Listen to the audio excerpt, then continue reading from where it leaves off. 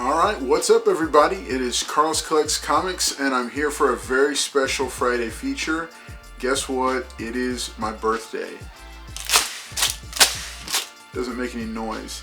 And I'm definitely not going to wear this ridiculous headpiece for the entire video.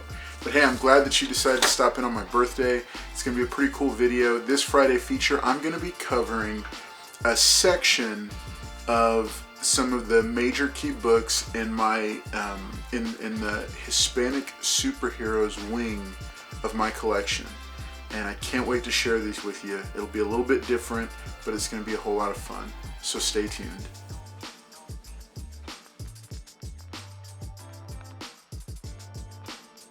Alright, so we're taking a look at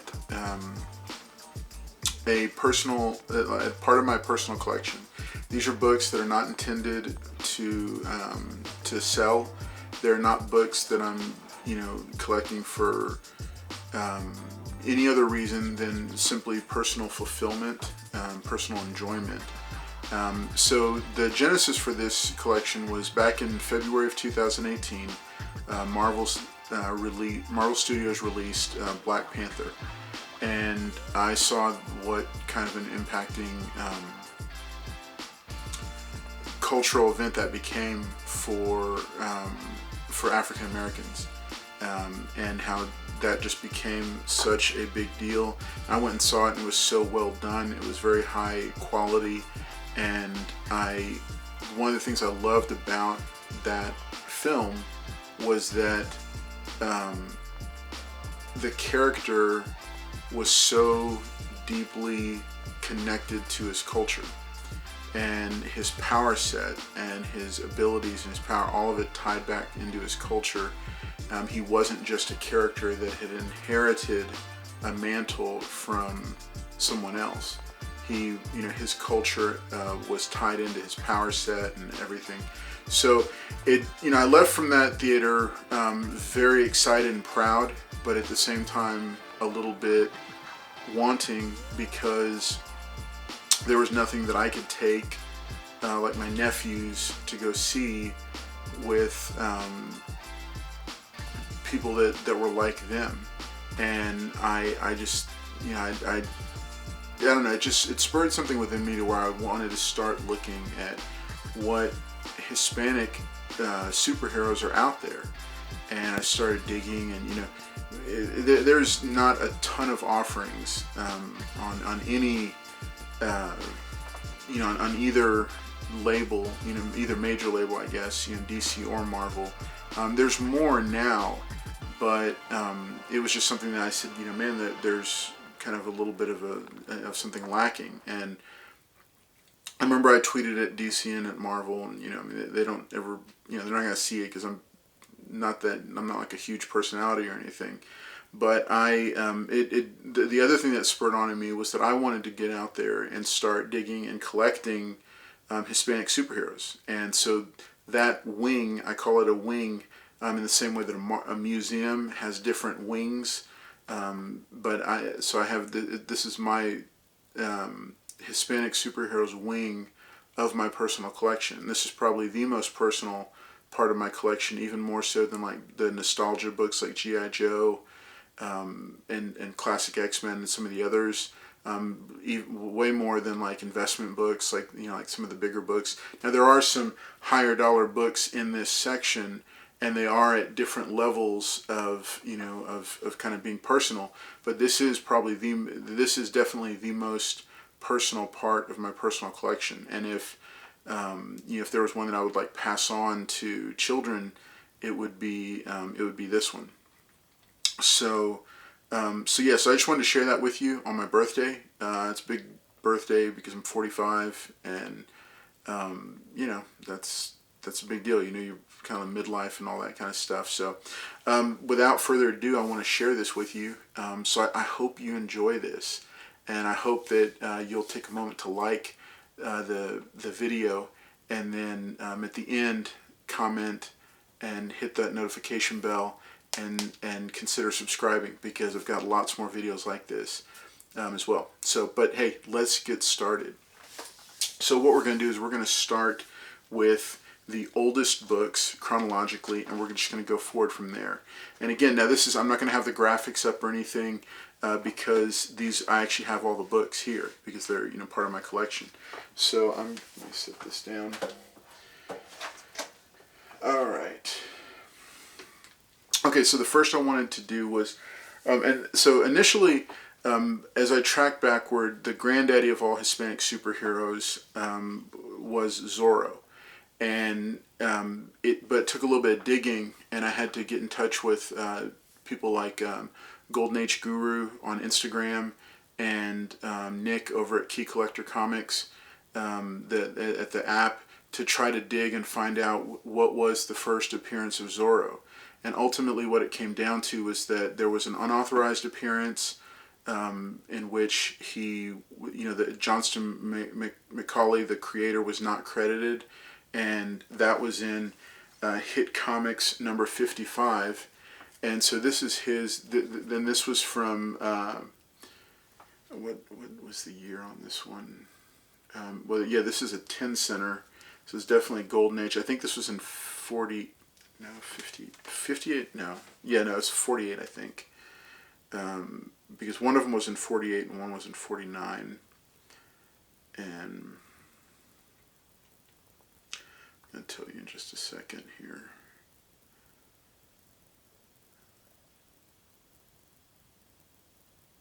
Yeah, okay. So yeah, so this was published in 1948. And you can see Zorro there on the cover with a bullwhip. This was, and in digging back and looking at the history of the character, he first appeared in pulp novels in quarterly magazines that were published in a series of short stories, and then those, because of his popularity, it was collected into a novel. And that was the original Zorro novel. So he didn't originate in the medium of comic books, but like every other intellectual property that is successful, he would be adapted into comic books. So this is his unlicensed, this was not attributed to the creator. I don't like how the character was handled because Kid Eternity, who's the lead character in the book, just summons him and he gets knocked out by this random villain. The Brute, and it's I didn't like how the character was treated or utilized. I guess it was just something that at the time they didn't get permission for it, and IP laws were not tracked down the way they are now. So this is his unofficial, unlicensed first appearance. His actual first appearance, what I consider his first true appearance, is, but I did go ahead and get a copy of Hit Comics 55 because I wanted to complete the run, have a complete run. But what I consider, and what Key Collector and what others consider his actual real first appearance, is in Dell 4-Color Limited Series 2, number 228, and this is The Mark of Zorro. The Mark of Zorro was the same title of the original novel that he first appeared in, and here you can see this is my higher grade copy, and then you can't see it over my shoulder, but I do have. I should just pull these over here. I do have a second copy that's a lower grade reader copy. So I did pick up 2 of these, and I do still continue to pick them up for whenever I come across them. I don't know what the value is on what these would be. I think some people peg them at at anywhere from 150 to 500 a piece, but I think for the significance, of what they are, I think they're very radically undervalued. I'm not necessarily saying that just because he's kind of one of the cornerstones of this part of my personal collection. Because these books aren't for the flip or for selling off or making a profit on or anything. They're for the personal collection. So I intend for them to stay with me for quite some time. I just think culturally this is a big deal. Is this Mark of Zorro. So this is it here. This is the other copy. I put one of them. I put the higher grade copy at about 6.5. but I know that they do get graded easier when they're older. And then the other one I put it, I'd say about a 2.5 to 3 because it is pretty torn up, especially around the spine. Then I do have the rest of that run. This is number 425. They would not publish this was in Dell 4-color limited series 2, so every month was a different story. It was a self-contained comic. But so the next time he was seen in this series was in number 425, and his first appearance was 228. So it's quite some time since we saw him. And then here is the next one at 497. And then for 538, 574, 617. These are all Golden Age books, by the way. Here's another copy. And then we get into with number 882, we get into when Walt Disney picked up the license for the character, and we start seeing photo covers because they were doing them as adaptations of the films that they were producing starring the character. So that's 882, 920, and the last one that I have is 960. And at that point, I just kind of stopped. I wasn't as interested in this particular run and shifted towards some of the newer material. So Zorro really is at the kind of the cornerstone of the Hispanic Superheroes collection because, I consider him to be the granddaddy of all the Hispanic superheroes, and he's been around obviously for quite some time. He's been exploited in films, TV, comic books. They did the Django and Zorro, and then the Lone Ranger and Zorro. And then now there's Lady Zorro and Lady Rawhide, and all that stuff. But yeah, that's one that's pretty key to me. So moving on, jumping forward in time to the 70s and 80s. The next character, you knew I was going to talk about him. You knew he was in there. It is none other than White Tiger. This is his first appearance in a magazine, Deadly Hands of Kung Fu number 19. It doesn't feature him on the cover, but this is the first appearance of the original White Tiger. He is Marvel Comics' first Hispanic superhero. He was of Puerto Rican descent, and this was his first appearance. Now, I know a book that I've talked about for quite some time, and I know has now started to go up in value, is Peter Parker, the Spectacular Spider-Man number 9. This is just one of the copies I have. I have multiple copies. I didn't want to dig all of them out, but I do have a slab 9.6 copy, and so this is the first appearance of White Tiger in a traditional Marvel comic book. And as you can tell, see, this is a much more iconic White Tiger cover than this first appearance. So, and the market goes for iconic covers. I don't think that's a bad thing. I think that, a completist should have both. Because if you're a fan of the character, same with Zorro and any others, just go ahead and pick, if there's any question about the first appearance, pick all of them up. Save up the money and pick them up. So this is it. It was a 2-part storyline, number 9 and 10. He entered the mainstream Marvel universe, had his battle with Spider-Man. He was kind of the misunderstood anti-hero. And this was the original and first White Tiger, Hector Ayala. Now, over the course of Marvel Comics, there have been 5 different White Tigers. 3 of them related and from the same family line. 2 of them unrelated. And I don't really focus on those 2 because I don't really consider them to be, within the lineage. And story-wise, they don't really fit in because they were very random creations that just used the same title. So that was in I think the 70s, and that was in that would have been the late 70s right there for those. So then jumping forward a little bit further, it would not be a Hispanic Superheroes video if I didn't hit the 90s. There's two major characters I'm going to hit here. One of them is no surprise, I'm sure. Spider-Man 2099. This is my unsigned copy of... I do have a copy that's signed by both Peter David and Rick Leonardi, but it's at the office. So I've got that, and then I also just pulled... this one's actually signed by Rick Leonardi. Yeah, down here at the bottom in gold. I don't know if you can see it, but and then I've got one of his others. This was #1 from, I don't remember which year this series was. It's just a cool looking cover. It's another #1, and then the hip hop variant for Spider-Man 2099, #1. And that is not a near mint copy. It's got some spine dings on it, but I got it for a pretty good price. So that's Spider-Man 2099.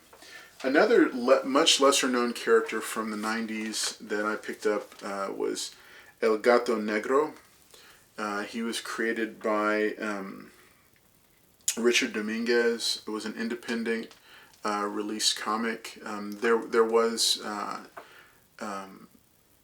a lot of conversation about adapting him into for a streaming series recently, within the past, I think it was pre-COVID, it was about 2 to 2.5 years. I got a chance to sit down with one of the executive producers, and I don't know that it moved forward in development, but yeah, so I had picked it up. Most of them that you find out there, this is a second print, by the way, most of the ones that you find out there are autographed by Dominguez. There's #2, #3, and #4. And these are all signed, but this is my signed set. And but now there was a sequel miniseries, and then there was a couple of other one-offs that were published under Azteca Productions. But I did want to get the original series, and I'll find a first print at some point here. Okay, so jumping forward even still into the 2000s. So chronologically, the fourth White Tiger was she was the cousin of Hector Ayala, the original White Tiger, and so she was featured in a miniseries. I do have multiples of most of the issues, so you'll get to see them a couple times. But this beautiful David Mack covers, very undervalued, because this was her first appearance, and this was the first of this new costume that she was in, and just a fantastic, really cool series. They didn't keep her around for very long, but it was a neat one to do. I have another copy of #1 over there. And then pushing forward even further, I do have a run and a few copies of Avengers Academy #20.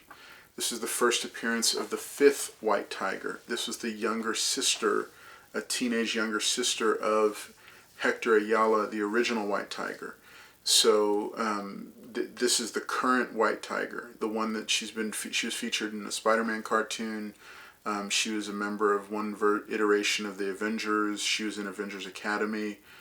She continues to pop up here and there, and I keep hoping that they're going to utilize her because it's a neat lineage of characters, and to have a legacy character that is tied culturally back to the original, that's really cool to me, again, because there's not many characters that originate, Hispanic superheroes that originate and then pass the mantle on. You know, a lot of the ones that we have now, whether DC or Marvel, they are still tied back to, you know, somebody else for the legacy. And that's kind of, you know, like Blue Beetle. I'm so excited about the Jaime Reyes one, but I still kind of wish, you know, that, like I'm hoping that they find a way to tie it back in, but in the comic books, it just wasn't, you know, he wasn't tied back to, like, his power set and the amulet and the armor and all that wasn't tied back to his culture. So now, and that brings me to probably the highest value, highest dollar book or set of the, like, subset of the collection of this wing of the collection is Ultimate Fallout number 4. It's a CGC 9.8 with white pages. This is the first appearance of Miles Morales. He's probably the most well-known, I think, apart from Zorro, of any of the characters in my Hispanic Superheroes collection. I do have, I think, a complete run of his current series and incomplete runs of every series that he's been a star of. Some of them are autographed. But, you know, the thing with Miles Morales, he is of mixed ethnicity, which I'm totally fine with. Spider-Man 2099 is as well. But also he is a legacy character that's taking on the mantle of a previous character. And, you know, I'm okay with it, but I do want to see more characters that are unique, new, and original that come out that are, you know, whose origin and power set ties back to their culture in some way, shape, or form. And I think this is great. I think it's exciting and groundbreaking that we have characters as popular as Miles Morales that are, you know, that are taking on and moving forward. But I just, you know, I want to see a little bit more in terms of the genesis of the character, you know, where the character originates from. So yeah. So in this, obviously, this is the biggest book out of the Miles Morales personal collection.